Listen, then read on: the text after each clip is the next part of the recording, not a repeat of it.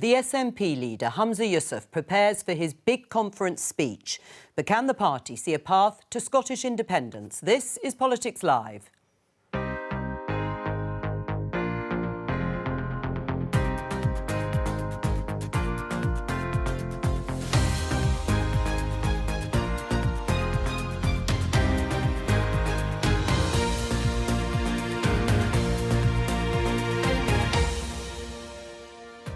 With me in the studio for this Politics Live special, the SNP's David Linden. And I'll be joined from Aberdeen by our political correspondent, Nick Eartley.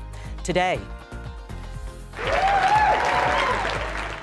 the SNP agree a new strategy for independence as Humza Yousef prepares to deliver his first speech as party leader. The fact is, we have hit a Westminster roadblock. So if they are going to deny us a referendum, then let us use the next general election to put independence front and centre. Fantastic campaign. But after a Labour victory in the Rutherglen and Hamilton West by-election, is the SNP losing support? A show of support from Nicola Sturgeon, but can Humza Yousef deliver where she couldn't? You know that I think Humza's doing a fantastic job as leader of the party and as First Minister, and I don't think there's any doubt from what I've seen about who is in charge at this conference, and it's Humza Yousef.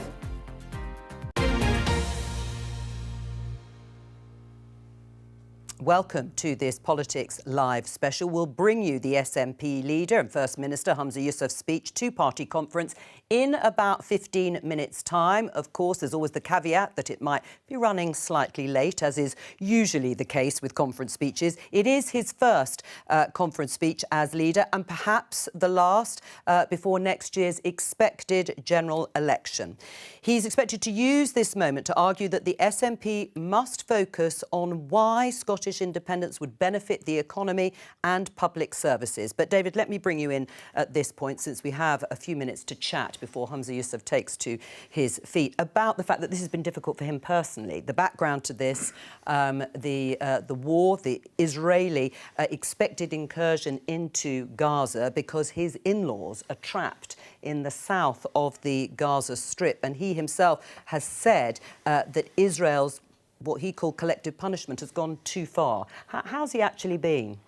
Do you know, I've been going to conference for a number of years, Jo, and just getting to London this morning from conference, and there's a kind of remarkable atmosphere and just people holding Humza in awe for the fact that, as well as going through this incredibly traumatic process, he's still getting on with his job.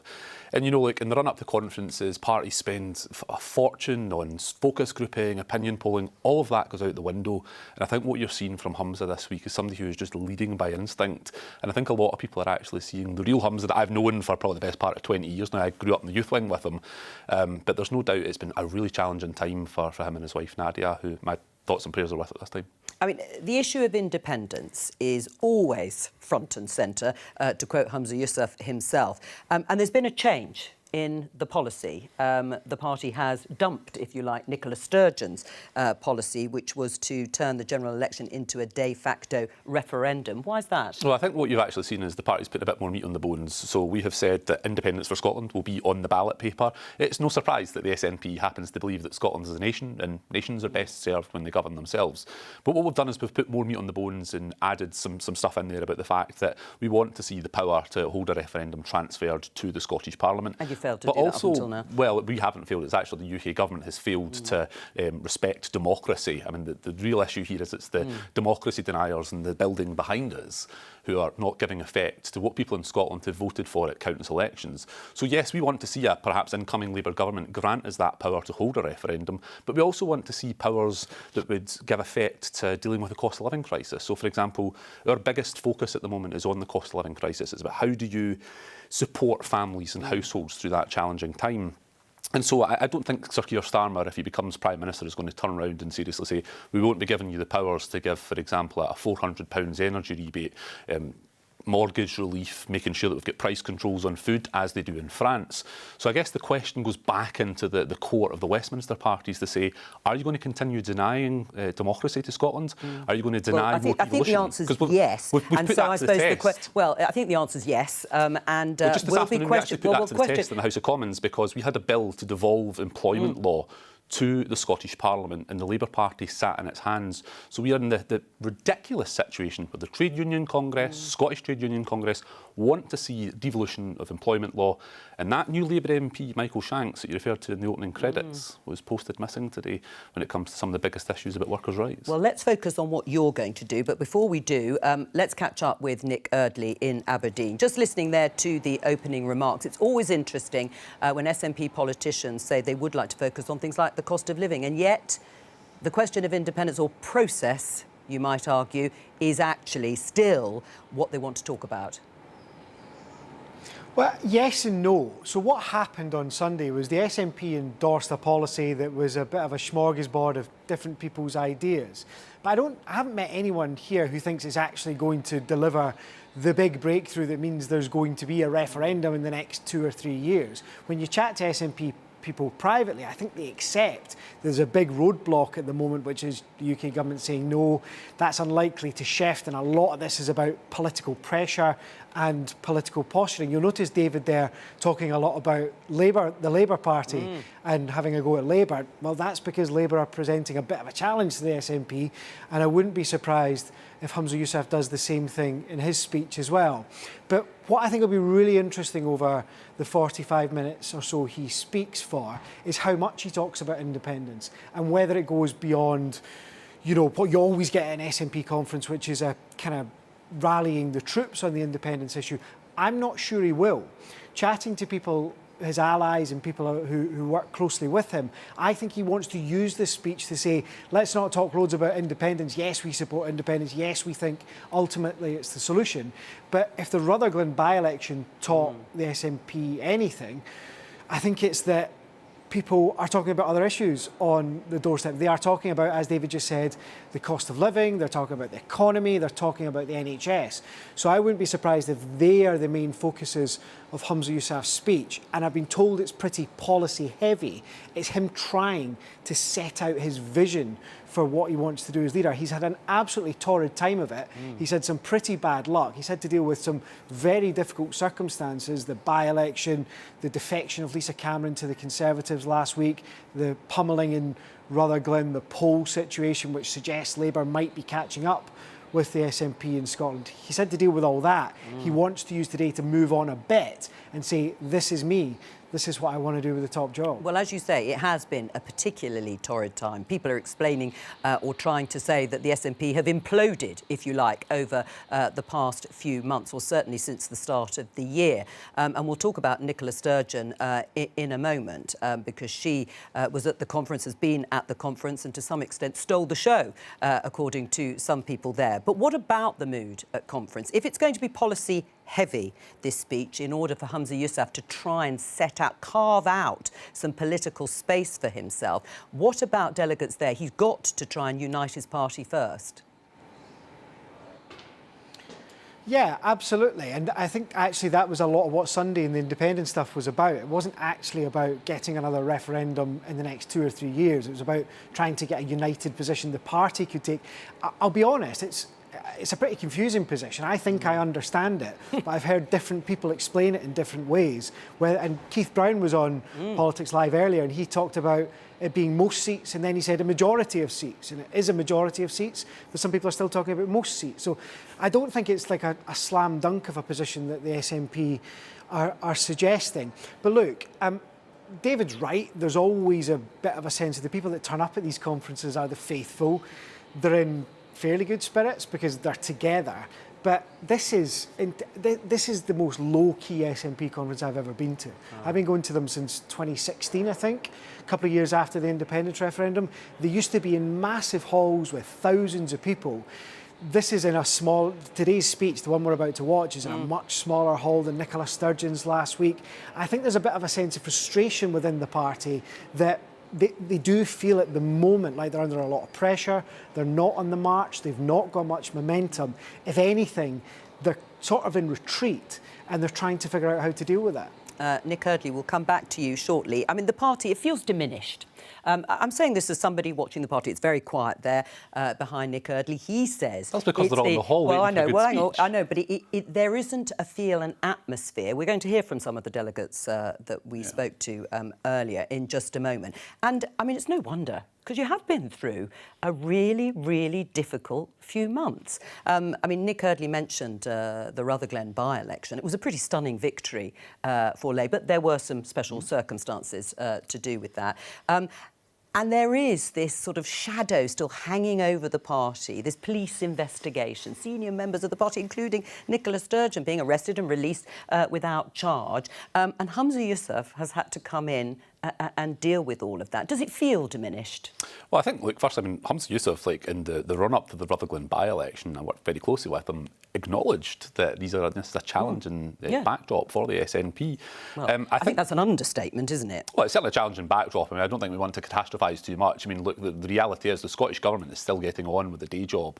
You know, just this morning announcing that extra £100 million a year going into the National Health Service. Sure. One of the first things Humza did when he came in as First Minister, in recognition of that cost of living crisis. Now, bear in mind the limited levers that we have as a government when it comes to the cost of living crisis. But you do have levers. He's tripled the fuel insecurity fund. So we are getting on with the day job and responding to people's priorities. I think that's a lot of what you're going to see in this speech. But is that why you've changed the policy when it comes to another independence referendum? Do you understand the policy, by the way? I do because understand we had the policy, deputy leader who did say most seats. He corrected it to majority of seats. So just to be clear for our audience and our viewers, you are saying that the SNP, if you win a majority of seats in Scotland at the next general election, that would be a mandate to ask for negotiations. Correct, and it's not an unusual phenomenon. Take, for example, the 2019 general election. The Conservative Party went into that election with a crisp, clear message to say, get Brexit done. They got a majority and they were therefore able to put their manifesto into effect. What the SNP is proposing with this policy is not some sort of bold new thing, it's about democracy, which people in Westminster deny. One could argue, David, it's quite the opposite. I mean, you won 48 out of 59 seats in 2019. Now you're saying if you win 29 seats, which would be a majority, that would be a mandate. I mean, the question I put to Keith Brown, which I will put to you too, is if Westminster governments, wrongly in your mind, I understand that, and whether it's Conservative or Labour, wouldn't listen to you when you had 48 out of 59 seats, what's going to make them listen to you when you've only got 29, which could happen? Well, look, I mean, that's essentially Westminster's issue because they're the ones that are denying democracy. But my question for you, Jo, would be... No, I'm not being interviewed here, David, you are. It's a conversation. Excuse me. So, but can you think of any other country in the world where a party gets a majority of seats in that election in the nation in which they stand and they don't get to effect the manifesto? I'm not saying that you have a valid point, but how will that lower bar persuade them more than the current position you're in, which you've failed to convince them it's worth negotiating on? Because the whole premise of this policy going into next year's general election is to make clear what the path is. The people at home that I represent in Glasgow East aren't interested in process. They want to know, well, if independence is going to happen, what is going to happen? All right, well, we're going to pick that up after the speech, but first let's hear from some of the delegates at the conference. I'm really hoping that there's some talk about just unity across the party, and as we drive forward towards independence, I think it's important that the leader gives a clear and concise idea of what we're working towards. We need to present a united independence movement, and I think Humza's going to deliver that. But I also think he's going to do what's necessary for the country on things like climate change. That is crucial to our future. I'm definitely happy with the seats over the amount of votes, so I think that is the way forward. I was happy with Nicola Sturgeon's plan last year, but obviously that didn't go as well as we hoped. I think the way forward, that's the important thing, it's the thing that we all need to know. We need to know what direction, well, we know the direction we're going in, but how the hell we're going to get there. Well, there's the big question. How do you get there? Let's just take a look inside the hall, because I can see SNP MP Alison Thewlis there, perhaps as the warm-up before Humza Yousef takes to the stage. We're expecting it to happen in the next few minutes and for him to talk for about 45 minutes to the gathered delegates there in Aberdeen. So we'll keep an eye on that there in the hall. Unity, that was the sort of push from all those delegates, because it hasn't been unified, has it, recently?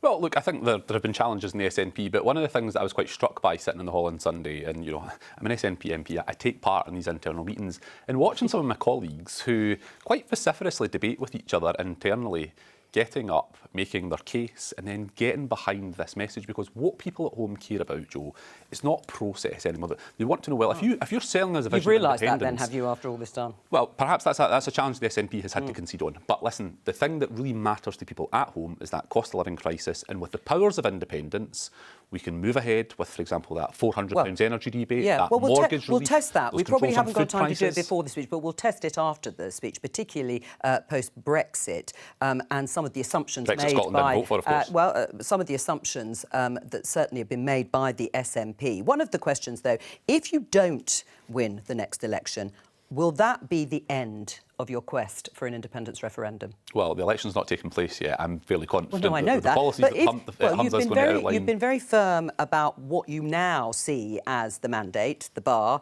for reaching a mandate for negotiations. If you don't reach it, I presume the logic of that is that will be the end of your quest for an independence referendum. I'm fairly confident that we'll get a majority of seats at the next general election. And if you don't? Well, we'll see what that happens in that case. But I think you're asking me a hypothetical question. Well, of course I'm asking you, but you've posed and every changed... party sets a test in the run-up to an election. Right, well, that's the test then. And so that is the test that we will put to the electorate, but we have a clear, crisp message, a path ahead that both brings together our central message of independence and how that can deal with some of the economic issues that people sitting at home watching this are dealing with, but also putting meat on the bones in our challenge to the other parties who fundamentally have caused this problem because they deny democracy. Let me just see if we can show you the Scottish Daily Mail on the front page. I mentioned Nicola Sturgeon stealing the limelight.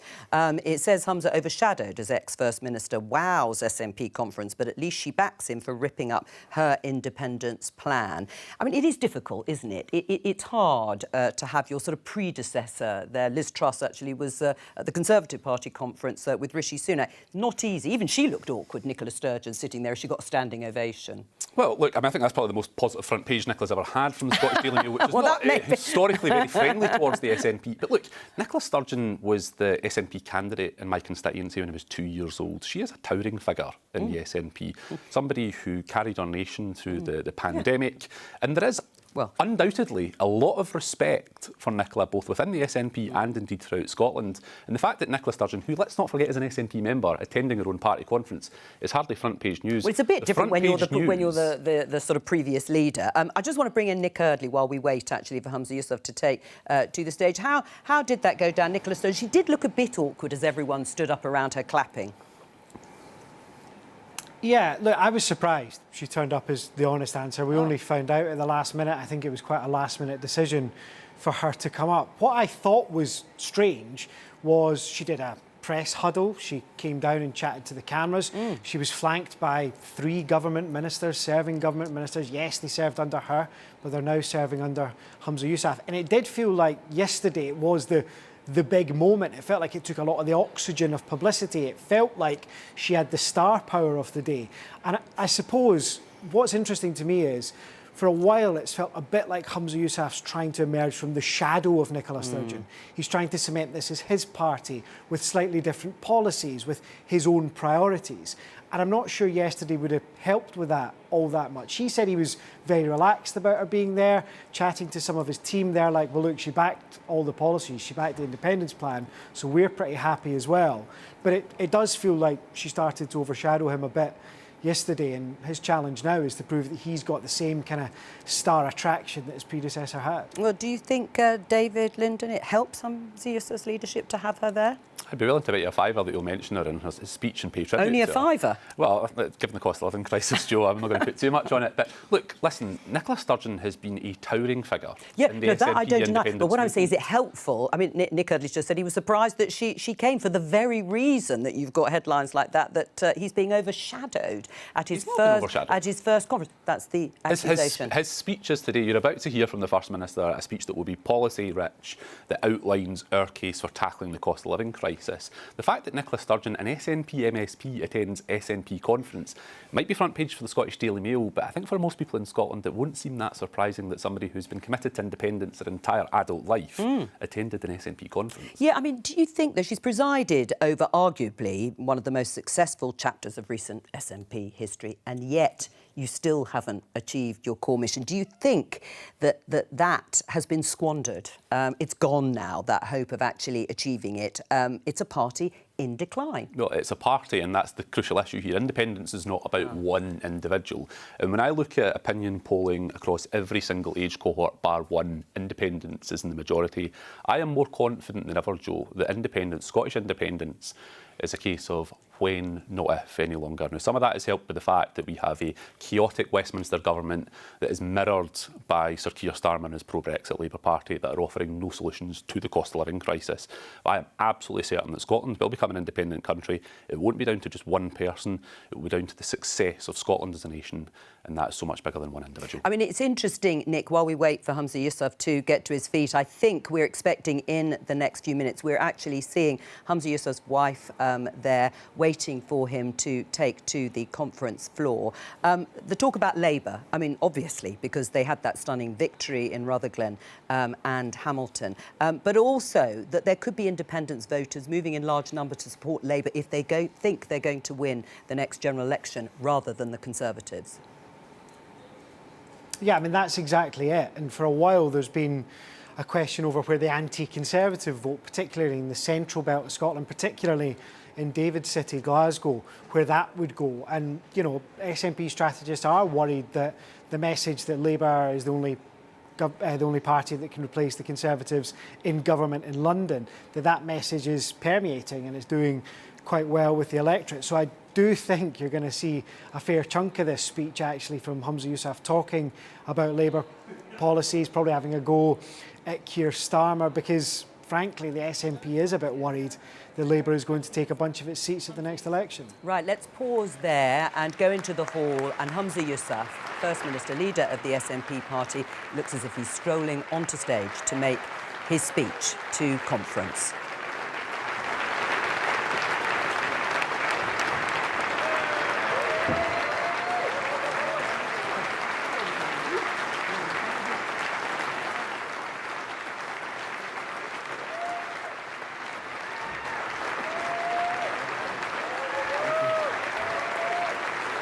Humza Yousef enjoying the moment there.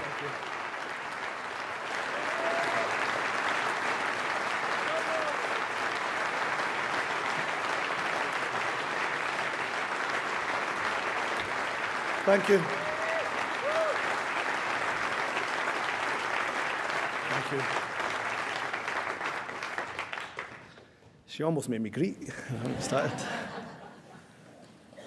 Delegates, this is a party that I consider my home, full of people I see as my extended family. And I have never felt the love, kindness, and solidarity of the SNP family as much as I have over the last 10 days.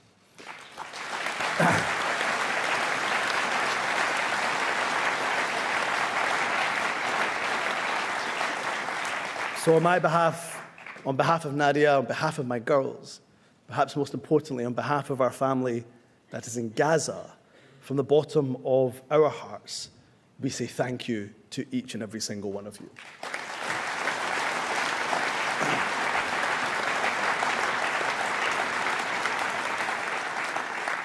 What we are witnessing in the Middle East is truly heartbreaking. Imagine waking up on a Saturday morning during one of your holy festivals, as families right across Israel did last week, to find that your loved ones had been murdered or kidnapped by Hamas terrorists. It is beyond words, and to, of course, be condemned in the strongest possible manner.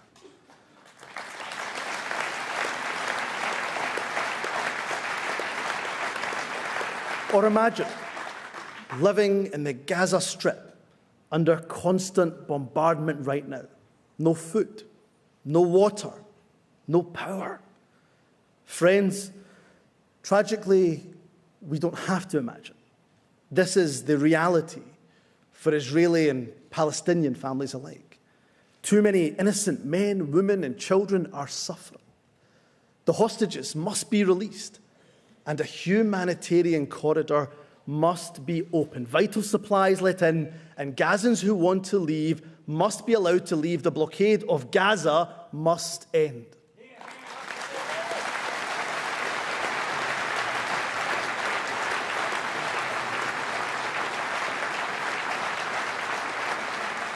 Conference, we are absolutely clear.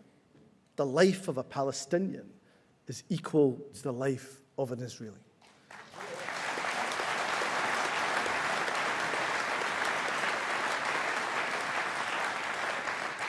It is right for the world to condemn the actions of Hamas, unequivocally. But any form of collective punishment, as we're seeing in Gaza, can never be justified. 2.2 million innocent people cannot pay the price for the actions of Hamas. And here at home, to Scotland's Jewish, Muslim, and Palestinian communities, you are communities that I love. And I want you to know, as First Minister, as a fellow human being, I share the pain and I share the sorrow that you're feeling. I've attended your synagogues, your churches, your mosques, your communities I've grown up with, I've danced with, I've laughed with, and in this last week, that I have shed many a tear with. Each and every person in Scotland, from all of the vibrant communities of our nation, must feel safe here. And as long as I'm First Minister, let me be abundantly clear. There is no room for anti-Semitism, Islamophobia, or hatred of any kind here in Scotland.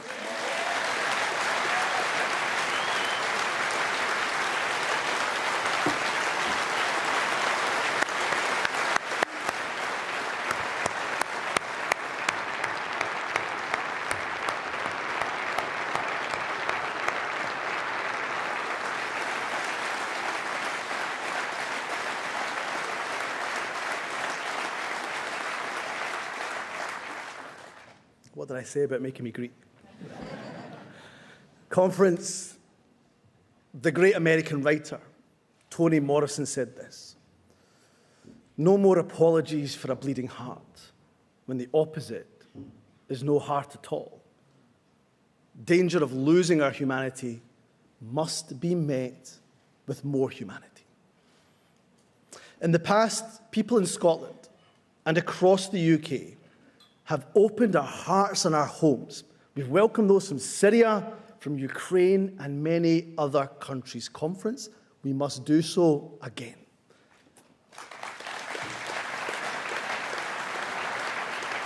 There are currently 1 million people displaced within Gaza. So therefore, I'm calling today on the international community to commit to a worldwide refugee programme for the people of Gaza.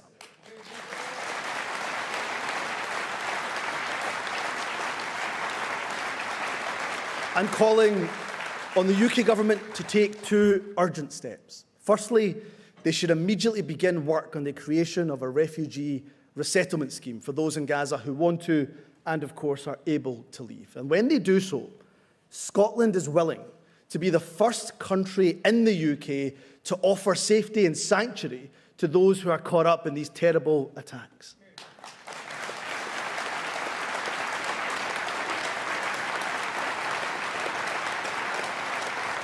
Conference, my brother-in-law is a doctor in Gaza. When we can get through to him on the phone, he tells us of scenes of absolute carnage. hospitals running out of medical supplies, doctors, nurses, having to make the most difficult decision of all: who to treat and who to let die. That can't be allowed, not in this day and age. So I therefore urge the UK government to support the medical evacuation of injured civilians in Gaza. And let me be clear.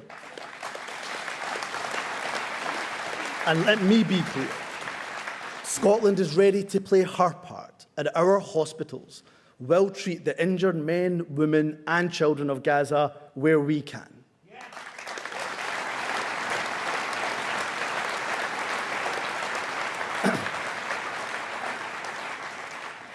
Delegates, I joined the SNP almost 20 years ago because I could see that it was an outward-looking, an internationalist party, resolute in its support for human rights right around the world.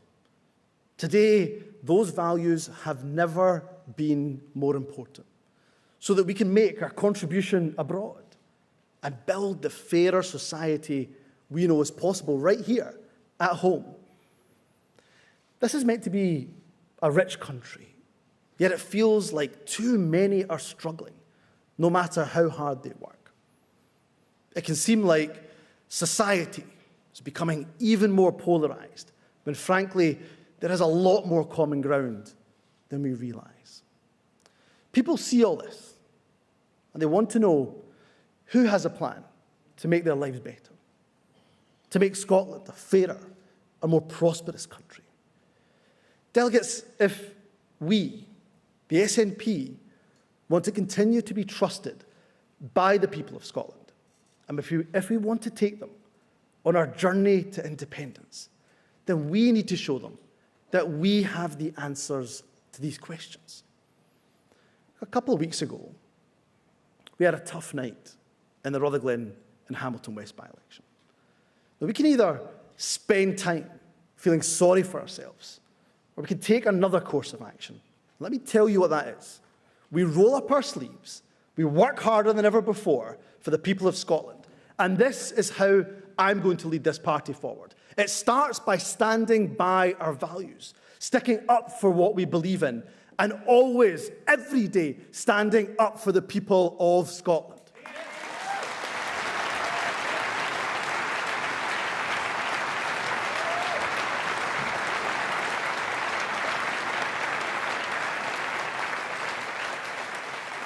Friends, we have used our time in government to cement our social contract with the people. A contract that says, yes, those who earn the most should pay the most, but a social contract in which everyone benefits, regardless of wealth. I'm proud this SNP-led government, Scottish Government, has brought our rail back into public ownership. A rail service that is run for people, not run for profit, and a rail service under this SNP government that has scrapped peak time fares. We've abolished prescription charges. We've made sure our NHS staff are the best paid in the UK, and now our brilliant social care workers will be paid at least £12 an hour. We've invested in our schools, more teachers and higher spending per pupil than anywhere in the UK. We've seen the biggest ever reduction in the attainment gap on literacy and numeracy in primary schools in a single year. We're helping families with the cost of living at times when they need it the most. Childcare provision, a rent freeze, free bus travel for young people, and conference. Here is another choice the SNP have made. If you're a parent struggling on a low income, you're now entitled to £25 a week thanks to the Scottish Child Payment.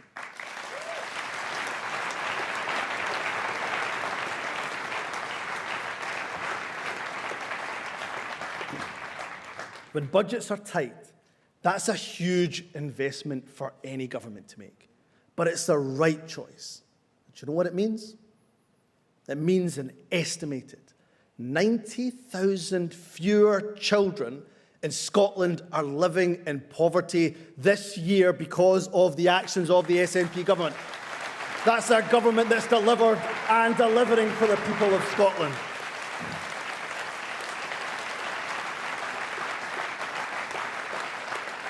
And friends, that delivery is, of course, in no small part down to my predecessor. Conference Nicola Sturgeon transformed Scotland. She reformed Scotland's public services. She improved the life chances of thousands of Scotland's young people. And we will never forget, in the toughest of times our country faced, Nicola was the calmest of voices and the coolest of heads. So for all of this and more, we say thank you, Nicola.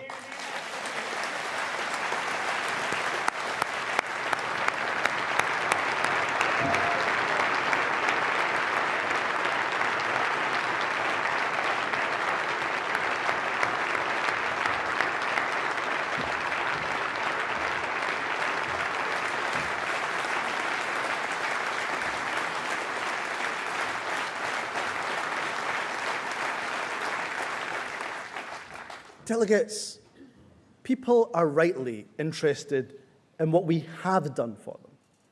But if we're going to earn and re-earn their trust, what we're going to do for them in the future is more important.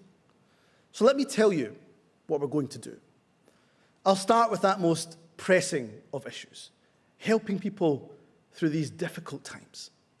Nobody in Scotland caused this Westminster cost of living crisis, but almost everybody in Scotland is suffering because of it. And I never thought that in 2023, people on above average salaries would be coming to my constituency surgeries asking for financial help. Nurses, teachers, police officers, these workers, they're the very backbone of Scotland's public services. People like them are being hit by this crisis too. We know that people are filled with dread when bills are going up and up. Now, we can't stop all bills from rising, but where we can act, we absolutely should. I've considered carefully what steps we can take to help. Council tax bills in Scotland are already hundreds of pounds a year lower than they are in England. We're committed to fundamentally reforming local taxation. We'll re-energise our work to do just that. We have consulted on what level the council tax should be next year. At conference, we have listened and we have reached our decision. I can announce to the people of Scotland that next year, your council tax will be frozen. And that's the SNP delivering for people when they need it the most.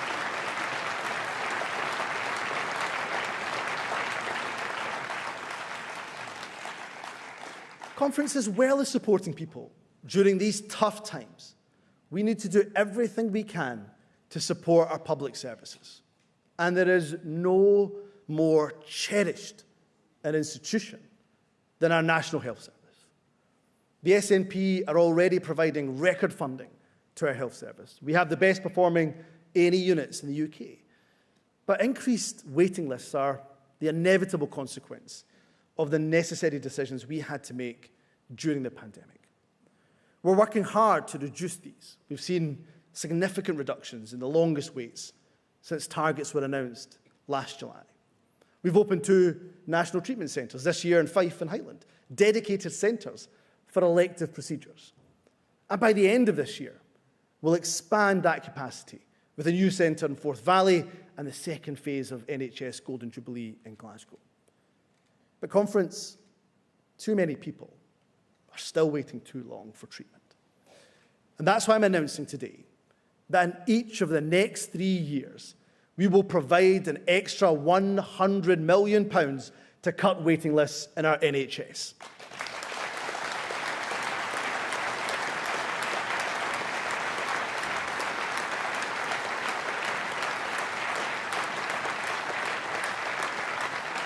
This additional £300 million of investment will allow us to maximise capacity, build greater resilience into the system, and deliver year-on-year reductions in the number of patients who have waited far too long.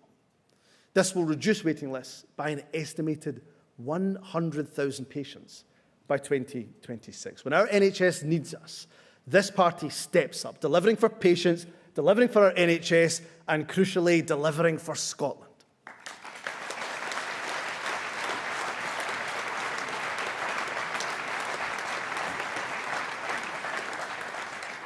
Conference, we are, of course, here meeting in Aberdeen, Europe's energy capital. A city that successive Westminster governments, be they Labour or Tory, have used as a cash cow, squandered billions that flowed to the Treasury and barely invested a fraction back. And instead of having a fund that can invest in all of our futures, the people of this city, the people of Aberdeen, are having to fundraise to rejuvenate the very heart of their city. Union Street is the silver mile of Scotland's energy capital. And therefore, I can announce today that the Scottish Government will provide £400,000 to the campaign to rejuvenate Union Street.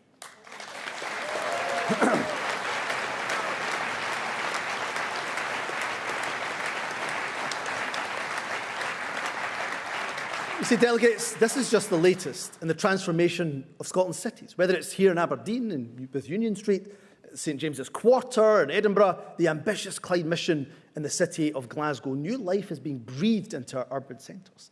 And in Dundee, a city very close to my heart, the SNP will support the superb regeneration of the disused gas works into a new Eden project, a beacon for regeneration and a beacon for green tourism.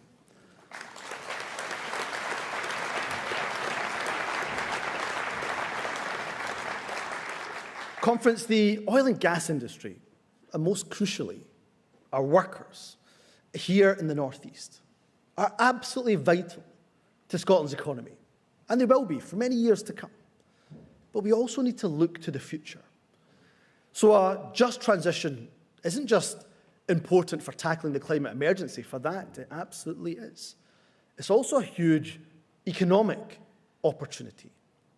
Successful bidders for the ScotWind offshore licensing round have indicated that there's the potential for £25 billion to be invested in the Scottish supply chain over the lifetime of Scotland.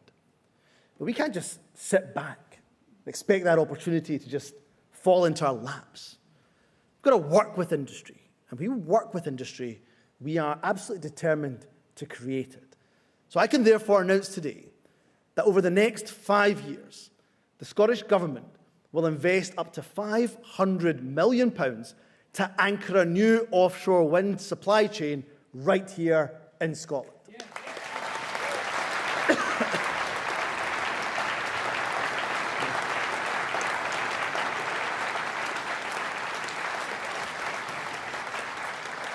A catalyst for additional private investment in our ports and our harbours, supporting inward investment, encouraging domestic companies to seek new opportunities. That's cutting emissions, that's creating sustainable jobs and sending a clear message to global investors that Scotland means business. Delegates, all of us, each and every single one of us in this hall cares deeply about equality. And to the fellow men in the room, we all have a duty, me of course included, to stand up and be counted. Call out abuse and violence women suffer far too often in our society. You know, I was proud to be the Justice Secretary when the Domestic Abuse Act came into force. But conference, there's so much more to do. It takes incredible courage for a survivor of domestic abuse to come forward to ask for help. But often, women feel they can't leave their abusive partner because they don't know how they'll feed themselves or their children. They don't know how they'll be able to put a roof over their heads. I can only imagine how agonizing that must be. That's why today I can announce that we will pilot a new £500,000 fund to support women in this, the most distressing of circumstances. It's called the Fund to Leave. It will be delivered by women's aid groups in the 5 council areas with the highest number of women presenting as homeless due to domestic abuse. Women will receive up to £1,000 to help them pay for the essentials that they and their children need. Because, conference, let us in this hall today say to any woman or survivor of domestic abuse that we stand with you.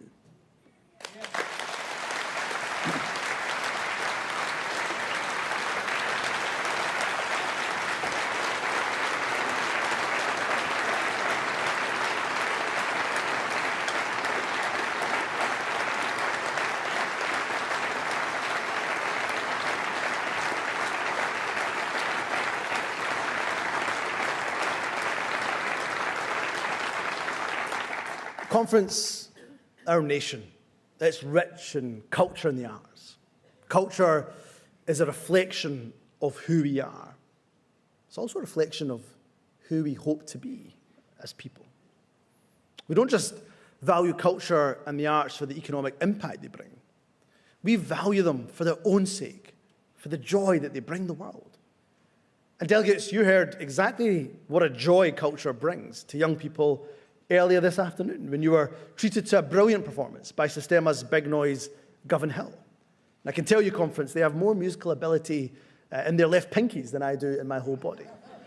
But nonetheless, I do want to send a clear signal today about my ambition for culture in Scotland. We're not just going to protect our arts funding. We're not just going to increase it in line with inflation. No, delegates, we're going to go further than that. I can announce today that over the next 5 years, we will invest, and we will more than double our investment in Scotland's arts and culture.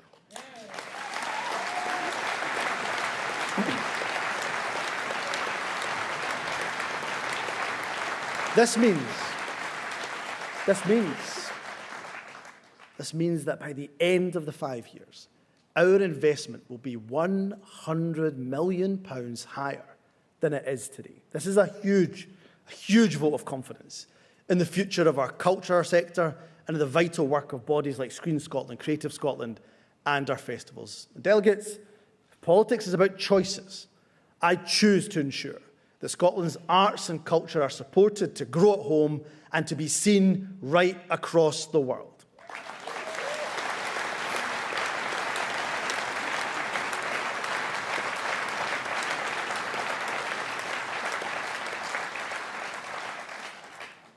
Conference, the choices we make, they're driven by our principles, our convictions, our values. Values, they're not abstract. They determine the practical policies that governments pursue. And those policies can have a profound impact on all of our lives. So let me give you one example of a very different set of values to those that are held by the SNP. At the Tory party conference, the UK Home Secretary warned about what she described as a hurricane of migrants coming to the UK and other Western countries. When I hear that dog whistle language, it makes me shudder. But you know what else it does? It makes me resolve to work even harder for independence, so that Scotland's policies are decided here in Scotland, and our immigration policies can never, ever be decided by extremist Westminster politicians.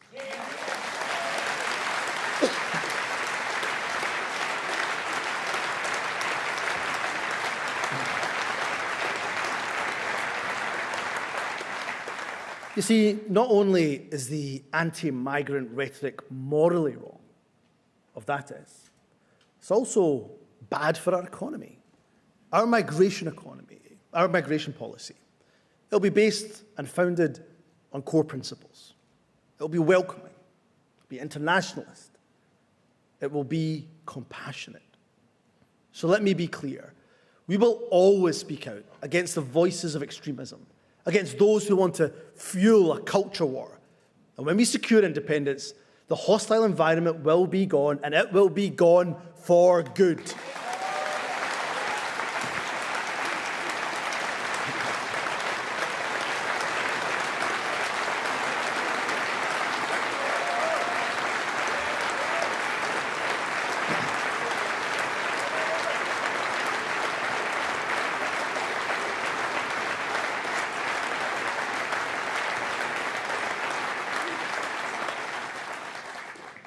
Friends, it says something, doesn't it, about the modern-day Tory party, that such rhetoric from the Home Secretary is seen as a pitch for the leadership.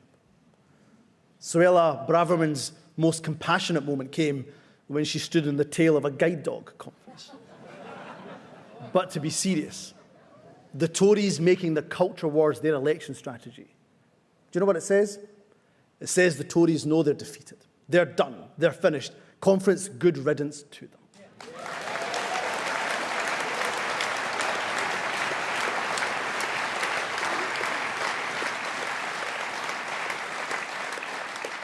Now, that leaves Labour. And when it comes to values, I've got absolutely no idea what Keir Starmer stands for.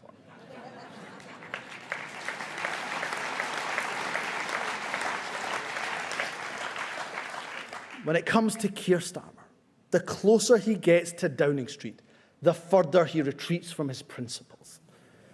Let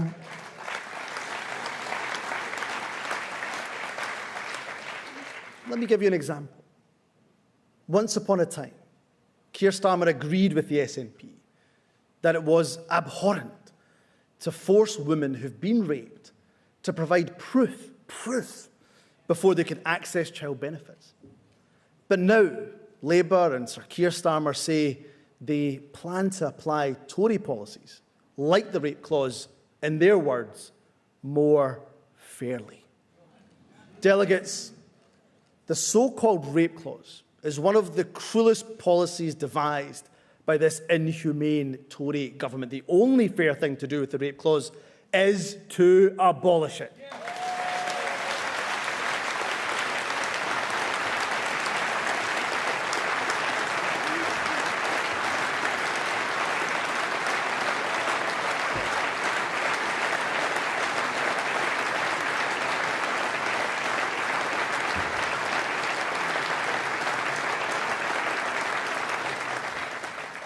The rape clause will certainly have no place in an independent Scotland, and frankly, it should have no place in any modern civilised society.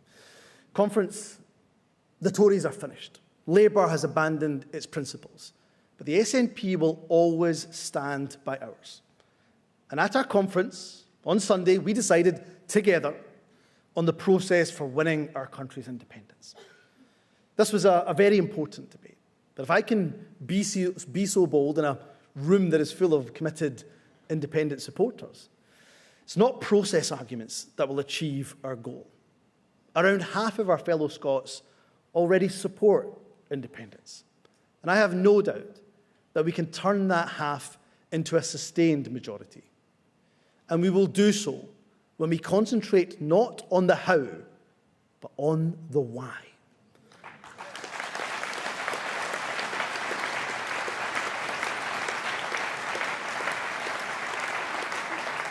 And we came together on Sunday and we agreed. At the next election, page 1, line 1 of our manifesto will say, vote SNP for Scotland to become an independent country.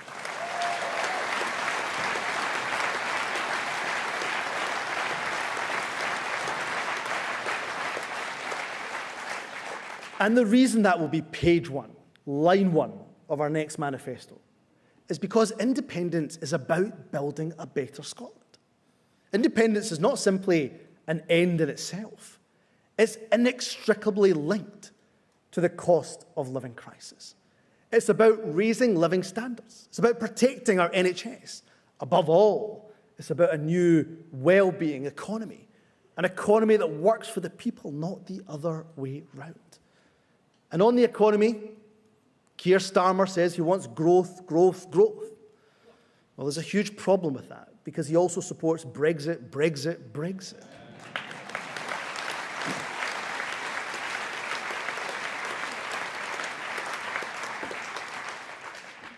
Brexit can't be made to work for Scotland. It has been an unmitigated disaster. And with independence, we can escape the failed UK Brexit-based economy and take our place for the very first time as a member state in our own right of the European Union.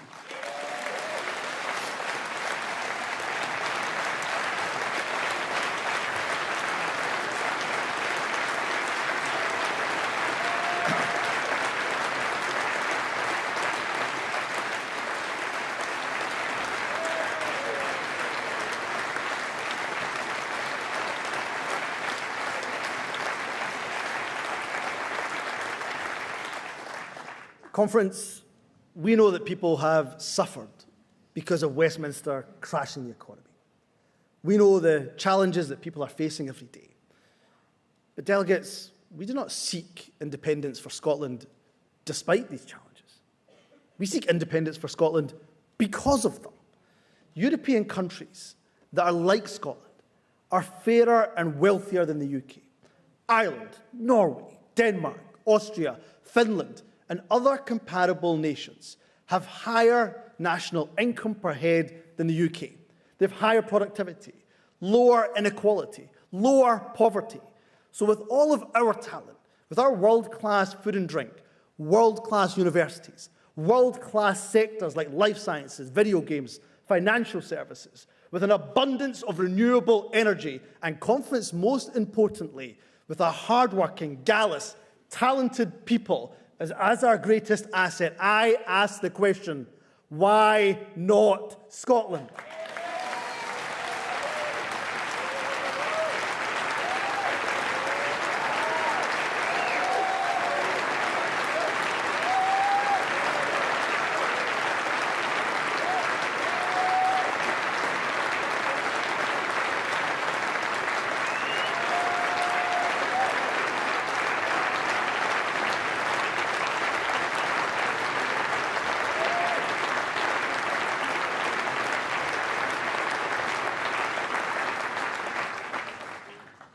But we are doing more than campaigning to win our independence. We are preparing for independence because we're building the institutions for delivery. Since 2014 in government, we've set up a new social security system, a tax agency, a national investment bank. We've expanded our overseas network with new offices in Berlin and Copenhagen. With Brexit, Westminster is isolating itself from the world. With the SNP, to paraphrase Winnie Ewing, Madame Ecosse, Scotland is joining the world.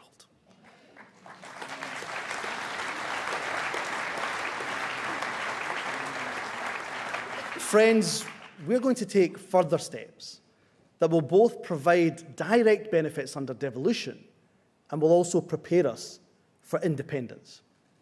The UK has a shocking record on capital investment. As First Minister, I'm co-chair of the Scottish Government's investor panel, made up of a group of distinguished experts. They're challenging the Scottish Government to be bold. And that's why I'm announcing our most ambitious proposal yet. I can confirm. I will go again. I can confirm. That's how ambitious it is. It has left me speechless.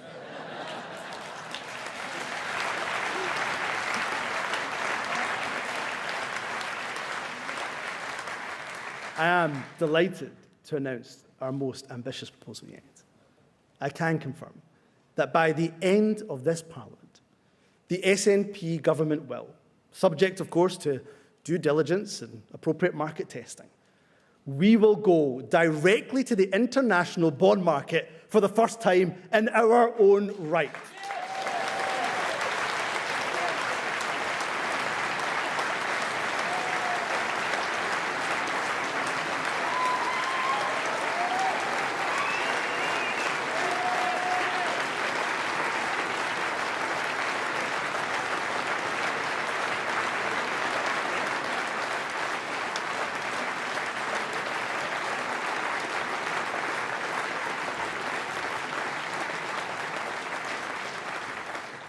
To fund vital infrastructure, projects like affordable housing, we will issue Scotland's first ever bond.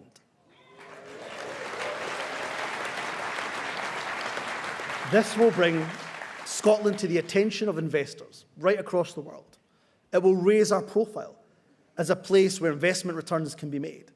And in doing so, we will show the world not only that we're a country to invest in today, we'll also demonstrate the credibility to international markets that we will need when we're going to become an independent country. Delegates, the SNP is delivering for the people of Scotland, and brick by brick, institution by institution, we are laying the foundations for what will be our newly independent state. We are truly living in the early days of a better nation.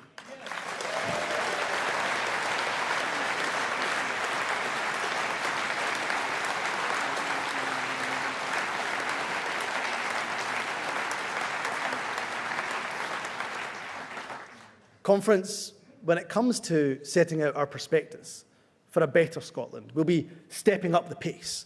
We've set out our macroeconomic framework, detailing currency policy. We've published plans for a written constitution, a constitution, of course, that would provide recognition, protection for the NHS in Scotland, giving the right to access a system of healthcare available free at the point of need. A constitution that recognises and protects employment rights, including, of course, the right to strike. And conference, a constitution that, most importantly, would recognise that sovereignty will always sit with the people who live here, not with the House of Commons, and certainly not with the House of Lords.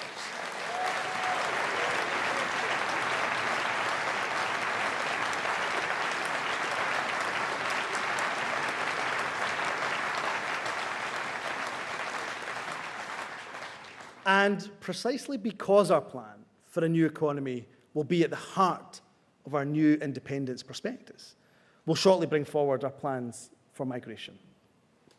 We'll set out our plans for industrial policy. We'll show how we can improve conditions for businesses and, crucially, for workers too. We'll show how we can encourage greater private sector investment in Scotland. Success for Scotland, it will not come automatically. We all know that. Our success will be determined by all of us as a country and by the decisions that we take. You know, Scotland's at its best when we are at our most confident. Just look at Steve Clarke's men, the magnificent Scotland men's team.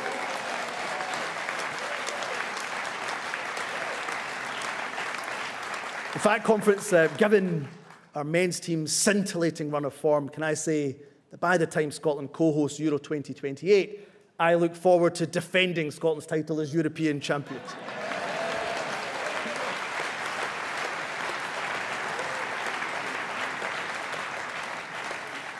Conference, there's nothing wrong with being an optimist.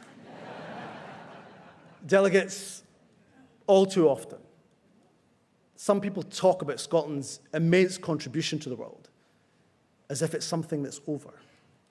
But for me, Scotland has a lot more to offer tomorrow than we did yesterday. If we are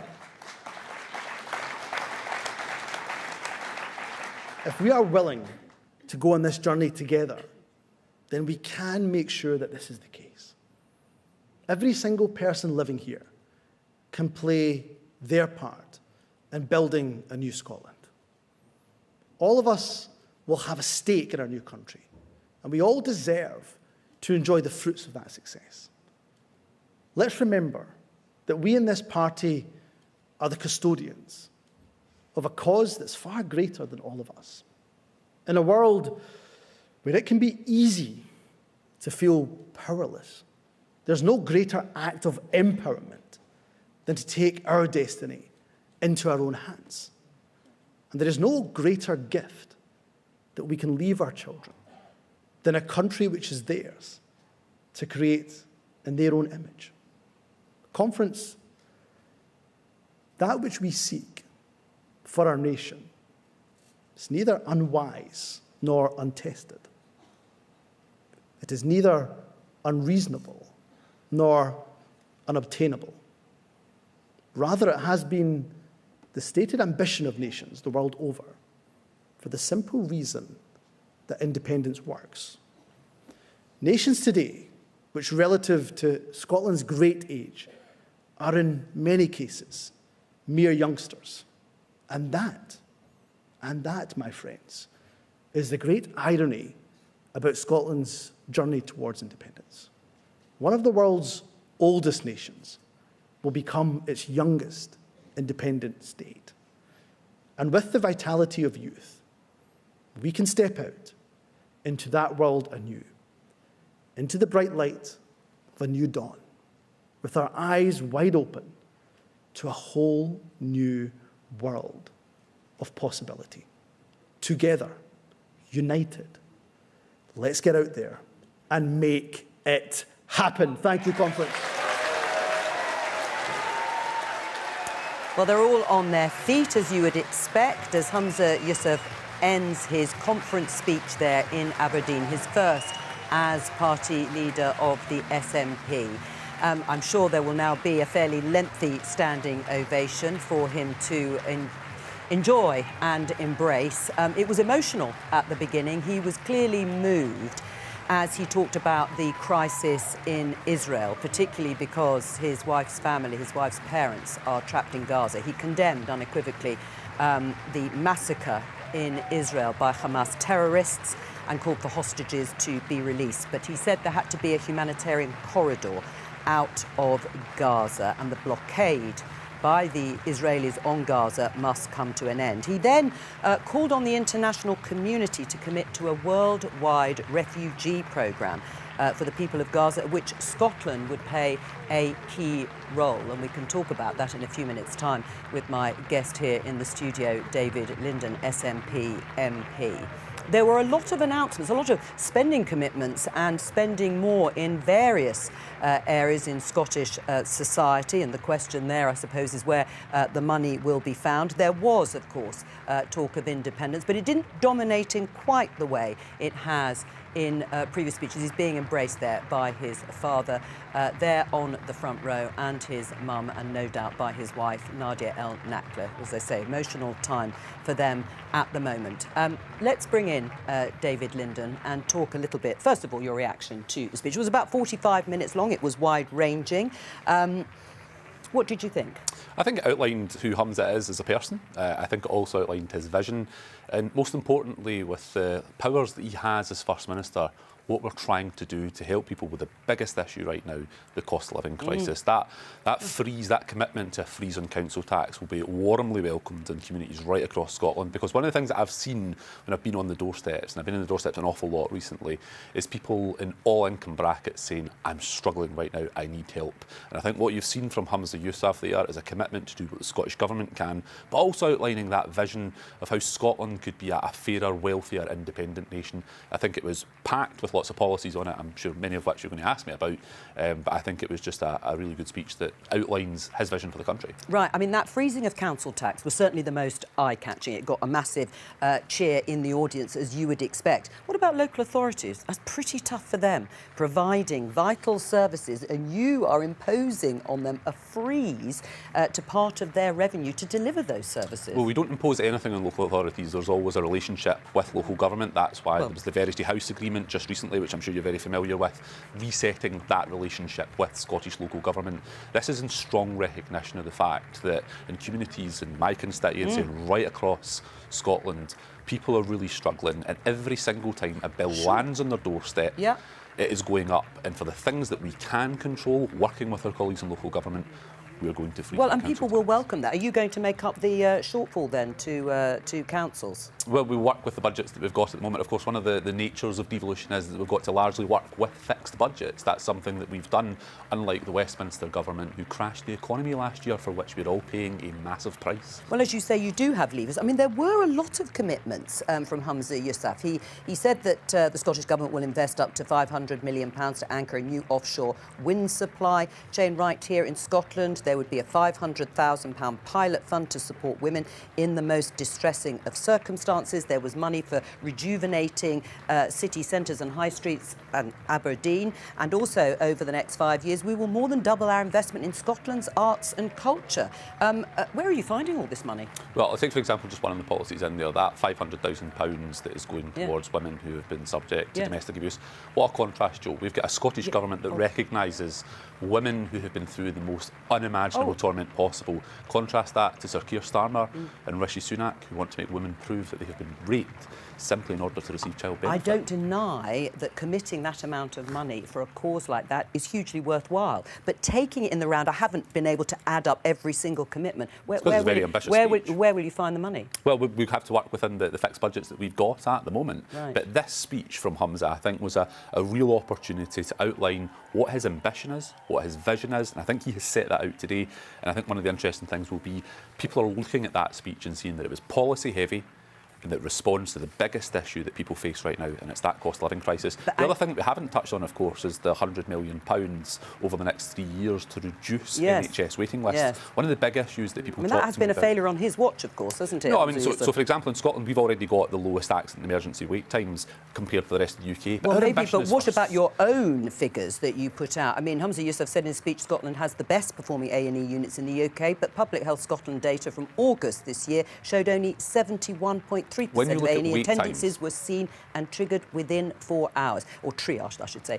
So not comparing to other parts of the UK, but by your own metrics. Well, that's the very point, is that we don't just want to compare ourselves to other parts of the UK. We want Scotland to have the best NHS, and that is why the First Minister has invested that £100 million more over the next 3 years to reduce those waiting lists. Right, well, Humza Yousef seems to be back. He's just finished. No, he's just telling everybody to go on with it now. Absolutely, there for the cameras. Let's catch up with Nick Eardley, who was inside the hall for the speech, is now outside, particularly on that policy of freezing council tax. David Linden said they're working with local councils, so I presume they all warmly welcome this freeze. I doubt it, is the honest answer, Jo. There was a council tax freeze in Scotland for the best part of a decade. It was controversial. There was then a limit on how much councils could increase council tax by. That was only lifted a couple of years ago for the 22-23 year, and it's back. So it'll be interesting to see the reaction to that. I think there will be some concerns raised, some concerns already raised by the Greens, the Scottish Greens, who are in government with the SNP Holyrood. I just want to read you one line of what they said. They said, "We are concerned about the effect this freeze could have on already strained frontline public services if it's not properly funded." So we'll be trying to find out a bit more about how it's going to be funded. It is a big pledge, and it's designed to be, as David was pitching it there, to help with the cost of living. But it will raise a big question about already strained local authorities in Scotland, where the cash is going to come from, how much extra they'll get from the Scottish Government, because the expectation had been that council tax bills in Scotland, like they are in a lot of England, would go up quite considerably because of those challenges that councils are facing. So I think that's one of the immediate questions that Humza Yousef will face. Where's the cash coming from? Are you going to make sure that councils have enough? Nick Eardley there in Aberdeen, thank you very much. Let's just spend the last few minutes before the programme ends with David Linden and talk more broadly about Humza Yousef's pitch to Scotland, which is that independence will make you better off broadly, that if you have all the levers of independence, but the figures don't point in that direction, do they, David? Because Scotland's deficit running at 9% of the economy, comparing to 5.2% deficit for the UK. I mean, if you just take those two figures, you're better off in the UK. No, we're not. And the fact is that the figures that you're quoting from are, of course, based on Scotland as being within the United Kingdom at the moment. Part of the problem that we've got, Jo, with our economy is the fact that we have a Westminster government that we did not vote for. Indeed, we've not voted majority for the Conservatives since 1955. The premise of all questions that are put to you is frustrating for the audience. If you just take those figures, what people want to know is how will you make up that shortfall? Without North Sea oil revenues, that deficit jumps to 15% as a share of Scotland's GDP, and you're wanting to wind down those revenues to reach net zero by 2045. Where will you find those billions of pounds of revenue to make people better off under independence? Well, with the full powers of independence, we can grow our economy. Well, the reality is, take, for example, just migration, right? So we have an immigration system that is controlled by the United Kingdom government here in London. So high levels without net inward migration, Scotland has a falling population. With independence, we have control over migration, control over our economy, and the ability to deliver a fairer, wealthier nation. David Linden, thank you for keeping me company. That was Humza Yousef's speech to conference. It's all we have time for today, but I'll be back tomorrow with more Politics Live and Prime Minister's Questions at 11:15. From all of us here, have a good afternoon. Bye-bye.